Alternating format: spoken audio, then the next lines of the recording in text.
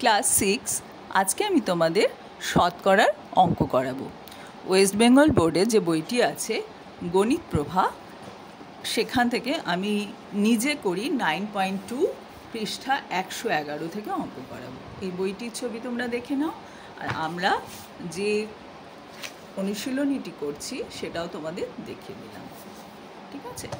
তো শতকরা কাকে বলে সেটা বোঝাতে গেলে তোমাদের প্রথমে বলি যে তোমরা অনেক সময় দোকানে কেনাকাটা করতে যাও, দেখো যে দোকানে বলা আছে যে দামটা লেখা আছে তারপরে ছাড় দিচ্ছে। ধরো তুমি ছাড় বা ডিসকাউন্ট, ধরো তুমি দোকানে গেছো, একটা বইয়ের দাম দেখলে 100 টাকা।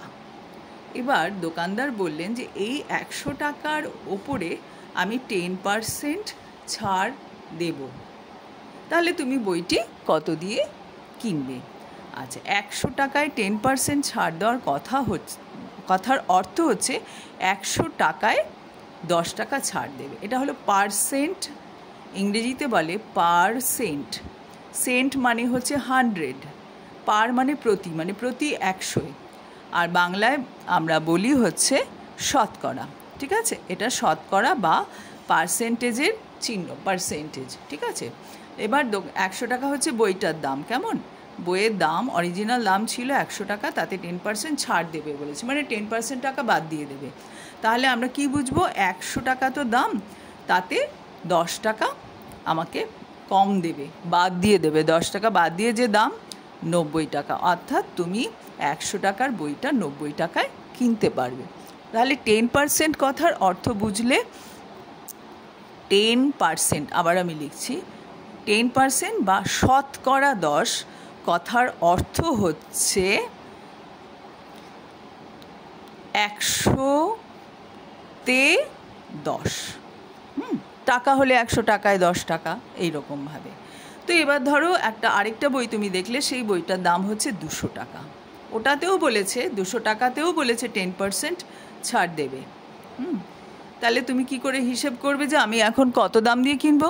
তুমি ঐকিক নিয়ম শিখেছো, 100 টাকায় ছাড় দিচ্ছে 10 টাকা। হ্যাঁ, 1 টাকায় ছাড় দেয় 10/100, আর 200 টাকায় ছাড় দেবে 1 টাকায় যা ছিল তার 200 গুণ, অর্থাৎ 10/100 গুণ 200। এবার 100কে 200 দিয়ে কাটলে হয় 2, তার মানে 10 গুণ 2 20 টাকা তুমি ছাড় পাবে। অর্থাৎ এখন তুমি বইটা কিনতে পারবে 200 - 20, অর্থাৎ 180 টাকাতে। ঠিক আছে? 180 টাকাতে। এটা মুখে মুখেও করতে পারতাম, 100 দ্বিগুণ হচ্ছে 200, তাহলে 100 টাকায় যদি 10 টাকা দেয়, তাহলে 200 টাকায় কত দেবে? 10-এর 2 গুণ, অর্থাৎ 10 গুণ 2। হ্যাঁ, তাহলে আমরা মোটামুটি বুঝে গেলাম শতকরা মানে হচ্ছে প্রতি 100-এ। হ্যাঁ, তো এবারে আমরা অঙ্ক করব। আচ্ছা, এবারে বলেছে 19/100। হ্যাঁ, এখানে একটা বক্স করে দেওয়া আছে শূন্যস্থান, এখানে তার পাশে আমাদের পার্সেন্টেজের চিহ্ন দেওয়া আছে। আমি ভুল করে পার্সেন্টেজের চিহ্নটা ভেতরেই দিয়েছি, অ্যাকচুয়ালি এটা বাইরে ছিল। তার মানে বক্সে লিখতে হবে যে কত পার্সেন্ট, অর্থাৎ শতকরা কত বাংলায় বলে। তা আমার এখানে দেখো 19/100 মানে কি? 100-র মধ্যে 19। তোমাদের পরীক্ষায়, ধরো অঙ্ক পরীক্ষায় কেউ যদি 100-ই 19 পায়, তাহলে খাতার পরে কী লেখা থাকে? ওপরে 19, নিচে 100, অর্থাৎ 100-ই 19 পেয়েছে। ঠিক সেরকমই। তাহলে 100-তে 19 মানে আমরা বলবো শতকরা 19, অর্থাৎ 19%। 19টা ব্র্যাকেটের ভেতরে হবে, আর পার্সেন্টেজের চিহ্নটা আমাদের বাইরেই দেওয়া ছিল, আমি ভুল করে এখানে লিখেছি এইখানে চিহ্নটা। এরকম সব কটাতেই তাই, আমি সব কটার কারেক্ট করছি না, নোংরা লাগবে। এবার এটা যদি 200 হতো তাহলে কিন্তু 19% হতো না, তখন তোমাকে হিসেব করে বার করতে হতো যে 100-তে কত, 2 দিয়ে ভাগ করে, তখন তুমি বলতে অত পার্সেন্টেজ। আচ্ছা, এবার দেখো 3-এর 5 বলেছে। এখানে তো 100 বলা নেই যে 100-র মধ্যে কত, এখানে 5-এর মধ্যে 3 বলেছে, তাহলে এটা কত পার্সেন্টেজ? হ্যাঁ, তো আমরা এখানে কিভাবে হিসেব করব? তোমরা ইকুইভ্যালেন্ট ফ্র্যাকশন বা সমতুল্য ভগ্নাংশ জানো। 3-এর 5কে আমি সমতুল্য ভগ্নাংশে পরিণত করব। কীরকম? এই যে হরটা, লব্বাই হর, তো হর হচ্ছে 5, 5কে কত দিয়ে গুণ করলে 100 হয়, এটা ভাববো। তলায় 100 রাখতে হবে, অর্থাৎ 100-র মধ্যে কত। তা 5কে দেখো 20 দিয়ে গুণ করলে 100 হয়, তাহলে ওপরের সংখ্যাটাকেও 20 দিয়ে গুণ করলাম, তাহলে কি হলো? 60/100। ওপরে 3কে 20 দিয়ে গুণ করলে 60, 5কে 20 দিয়ে গুণ করলে 100। কেন আমি 5কে 20 দিয়ে গুণ করলাম? না, তলায় আমাকে 5-এর জায়গায় 100 করতে হবে, তো 5কে 100 বানাতে গেলে আমাকে 20 দিয়ে গুণ করতে হবে, তাই জন্য। তাহলে 3-এর 5 মানে আমরা শিখলাম 60-এর 100, অর্থাৎ 100-র মধ্যে 60, তাহলে এটা হয়ে গেল 60%। এবার এই অঙ্কটা দেখো, এটা একটু অন্যরকম। 0.21 দশমিক ভগ্নাংশ। দশমিক থেকে আমরা সামান্য ভগ্নাংশে যদি নিতে যাই, কি করি? ক ঘর পরে দশমিকটা আছে, পয়েন্টটা আছে দেখে নিই, 2 ঘর পরে, তাহলে 1-এর পরে 2টো শূন্য তলায় বসবে, অর্থাৎ 21/100 হবে। তোমরা এগুলো জানো। তাহলে 100-র মধ্যে 21, তাহলে বলে দিলাম 21%। ঠিক আছে? আচ্ছা, এবারে দেখো 0.05, তা আমরা লিখব 5। 5-এর বাদিকে শূন্য তো কোনো মানে নেই, দশমিক ছাড়া যখন থাকবে। এবার 2 ঘর পরে পয়েন্ট আছে বলে 100 দিয়ে ভাগ করলাম, 100-র মধ্যে 5, তাই হলো 5%। এবার আছে 3.76। হ্যাঁ, এখানেও আমি সামান্য ভগ্নাংশ নিলাম, 2 ঘর পরে পয়েন্ট বলে 100 দিয়ে ভাগ করলাম, তাহলে 100-র মধ্যে 376, তাহলে এটা হলো 376%। এখানে একটা কথা বলি, তোমাদের মনে হতে পারে যে 100-র মধ্যে আবার 376 হয় নাকি? 376 তো অনেক বেশি 100-র থেকে। আসলে অঙ্কের প্রয়োজনে আমরা এইভাবে লিখি, বাস্তবে এটা হয় না, কিন্তু অঙ্কের প্রয়োজনে আমরা এটা লিখি। বাদবাকি অঙ্কগুলো এটা তো নিজে করো চ্যাপ্টার, তোমরা নিজেরা করবে। আচ্ছা, 2-এর অঙ্কগুলো মান নির্ণয় করো। বললো 60-এর 10%, এর মান বার করো। হ্যাঁ, তো আমি কি এর মানে কি গুণ, 60 গুণ লিখলাম, 10% মানে কি 100-র মধ্যে 10, অর্থাৎ 10/100। এবার কাটাকুটি করলাম। হ্যাঁ, দেখো একটা শূন্য কেটে দিলাম, আর 10 দিয়ে 60কে ভাগ করলে হলো 6, তাহলে উত্তর হলো 6। 160-এর 4%, তাহলে 160 গুণ 40%, 40/100 কাটাকুটি করে হলো 64। এই একটা শূন্য, এই শূন্য কাটলো, 416 64। 240-এর 35%, তাহলে এটা 240 গুণ 35/100।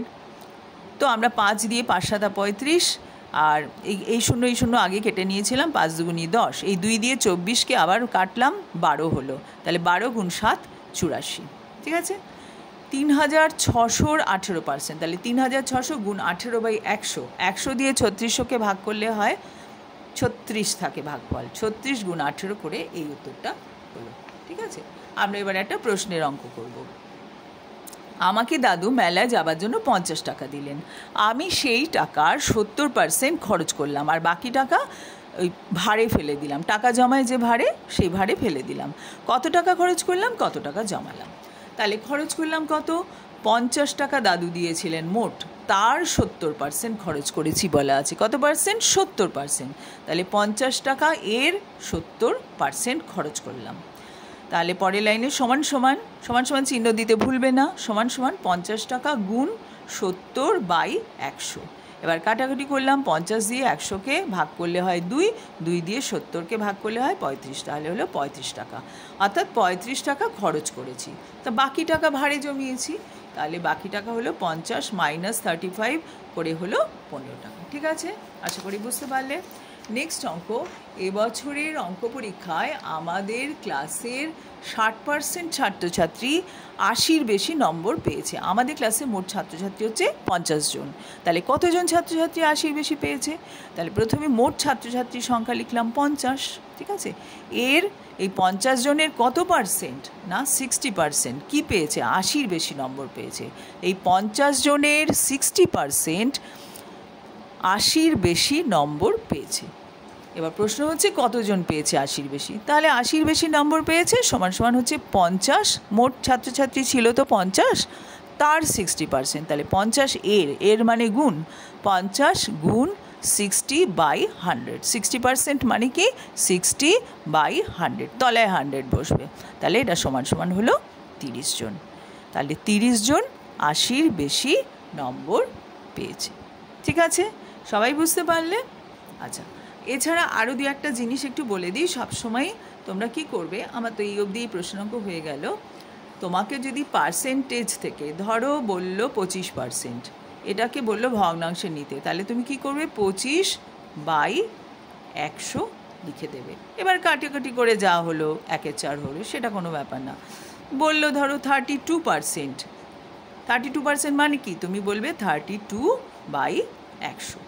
এবার লঘিষ্ঠ আকার নেবে। এবার উল্টোটা তো বলতে পারে, তোমাকে বললো 4/5 এই ভগ্নাংশটা, এটা আসলে কত পার্সেন্ট? তখন কি করবে, আমি এর আগের অঙ্কটায় প্রথম অঙ্ক দেখিয়েছিলাম যে 5কে 100 করতে হয়েছে, তাই আমরা 20 দিয়ে গুণ করেছিলাম। এটা একবারেও করে দিতে পারি, আমি দুরকমভাবে করে দেখাচ্ছি। দেখো 5কে 100 করতে গেলে 5 গুণ 20, ওপরেও হচ্ছে গুণ 20, তাহলে এটা হলো 80/100, অর্থাৎ 80%। হ্যাঁ, আমি ভগ্নাংশ থেকে পার্সেন্টে বা শতকরা এইভাবে নিলাম। আর এটা আমি একবারে করতে পারি, 4/5কে সমান সমান আমি লিখব 4/5 গুণ 100, 100 দিয়ে গুণ করব, করে এখানে পার্সেন্টেজের চিহ্ন দেব। এবার এটা কাটাকাটি করলে দেখো সেই 80%ই উত্তর বেরোলো। তাহলে সহজ পদ্ধতি হচ্ছে এইটা, ডাবল টিক দিই। হ্যাঁ, এটাও ডাবল টিক দিলাম। এটা 1 নম্বর। এটা হলো শতকরা থেকে, পার্সেন্ট থেকে ভগ্নাংশে নিতে গেলে 100 দিয়ে ভাগ করতে হবে। আর উল্টোটা মনে রাখবে যে ভগ্নাংশ থেকে শতকরায় যেতে গেলে 100 দিয়ে গুণ করতে হবে। এই দুটো নিয়ম তোমরা খুব ভালো করে মনে রাখবে। শতকরা থেকে ভগ্নাংশে নিতে গেলে 100 দিয়ে ভাগ করবে। এমনি তো এটা সহজে বুঝতে পারো, শতকরা মানে কি 100-র মধ্যে কত, তাহলে 100টা তো তলায় লিখতে হবে, তার মানে ভাগ, এইভাবে মনে রাখার চেষ্টা করবে। শতকরা বা পার্সেন্ট মানে প্রতি 100, তাহলে 100 দিয়ে ভাগ করতে হবে। 100-র মধ্যে কত, পরীক্ষার খাতায় যেমন লেখা থাকে 25/100, 80/100, 100-তে 80 পেয়েছো, তলায় 100টা থাকে, সেই জন্য 100 দিয়ে ভাগ।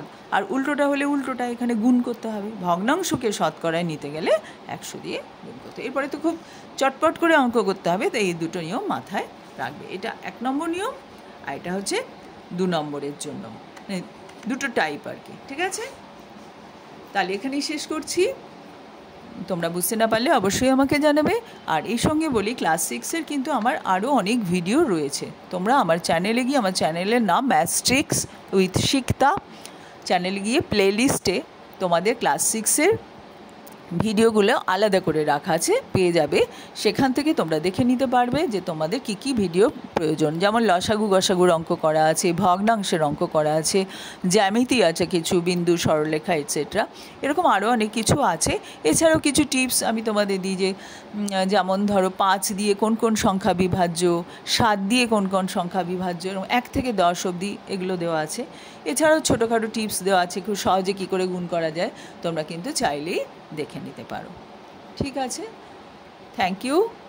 আর তোমরা অবশ্যই ভালো লাগলে লাইক অ্যান্ড শেয়ার করো বন্ধুবান্ধবদের, তাহলে এই ভিডিওগুলো কিন্তু সবার মাঝখানে ছড়িয়ে পড়বে এবং অনেকেই উপকৃত হবে। Thank you.